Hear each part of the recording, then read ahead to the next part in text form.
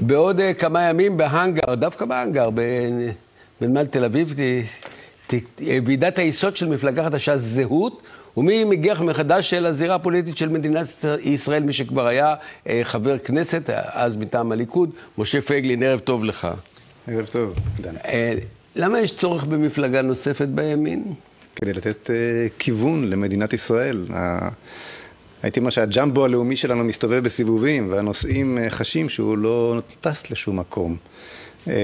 השמאל מאשים את הימין, תגיד מה אתה מציע. מה שהשמאל הציע כבר התפוצץ לנו בפרצוף, ואף אחד לא לוקח ברצינות יותר את הרעיונות הללו. זאת אומרת, מדינת ישראל צריכה להתחבר לזהותה, לייצר לעצמה מטרה ברורה, מתוך זהות, מתוך חירות. באמת, ביום שלישי הקרוב, מחרתיים, מי שיגיע להנגר 11, ביום שלישי בערב, יראה אלפי אנשים שמצפים ומייחלים לבשורה החדשה. שם אבל הם ימניים, אבל אני קראתי באיזה מקום שאומרים, אתה אומר שגם אנשי מרצ יכולים להצביע במפלגה הזאת. זה נראה כאילו... לא רק הרוב אמנם ימני, כשני שליש אפשר להגדיר אותם כימין, אבל כשליש ממש לא. יש לנו גם פעילים ממרץ לשעבר, כולל ראש אחד הסניפים שלנו, הסניף באילת, שהוא איש מרץ לשעבר, ניהל את סניף מרץ שנים רבות באילת. בהחלט המסרים הליברליים, הבשורה של חירות האדם, של חוסר ההתערבות, אי ההתערבות של המדינה בחייו הפרטיים של האדם, קורצת לרבים התושבים. מישהו אמר שבעצם מפלגת זהות שבראשותך, שתקום השבוע, היא מפלגה שתומכת במדינה דו-לאומית עם קנאביס חופשי. לא מדינה דו-לאומית, מדינה יהודית נקודה, לא יהודית אבל עם מיעוט פלסטיני אדיר. לא יהודית מהולה, וגם לא עם מיעוט פלסטיני אדיר. אין חשש, יש לנו תוכנית ברורה, באמת תוכנית שסוף סוף שמה קץ לכיבוש, שמה קץ למצב שאנחנו כובשים בארצנו. לכיבוש? היא תחיל את הריבונות על כל הארץ, מהים עד הירדן. על ידי החלת ריבונות, ואנחנו מראים במצע מאוד מאוד מפורט. אז בתוך זה יש 5 מיליון פלסטינים. איפה הגעת ל5 מיליון? יש 1.75 מיליון בשטחי יהודה ושומרון. זה משהו כמו 350,000 משפחות של 5 נפשות בסך הכל בכל משפחה, ואנחנו מתכוונים להכיל את הריבונות המלאה ולהציע להם את כל האפשרויות, בין אם לשמור על מצבם הנוכחי כתושבי קבע, בין אם הם מעוניינים בכך להגר עם סל הגירה מאוד נדיב, מה בקשר לאזרחות? ולבודדים שירצו באמת לקשור גורלם במדינת ישראל, לשרת בצבא, להיות נאמנים באמת כמו הדרוזים, יהיה גם מסלול של קבלת אזרחות. המגמות הדמוגרפיות בישראל הן לחלוטין לטובת היהודים כיום.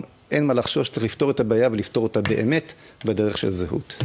כמה מן הדברים אני מניח שהממשלה הזאת עושה, מוצאים חן בעיניך שינוי פני בית המשפט העליון, דברים כאלה, לא? כן, החרבת עמונה, החרבת עוד 9 בתים בעוד מספר ימים. אלו סוכריות שמחלקים עם עוגה כללית ומאוד מאוד לא נעימה ולא טעימה. הכיוון הכללי שאליו הממשלה הזו הולכת הוא אותו כיוון שלך ממשלת שרון. אני מאוד מאוד מודאג.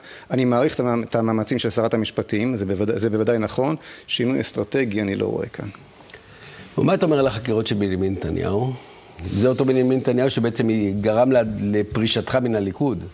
תראה, אני לא ריח רע מאוד עולה מן החקירות הללו, אני חושב, אני אמרתי זאת, נתניהו צריך לסיים את תפקידו בלי קשר לחקירות הללו.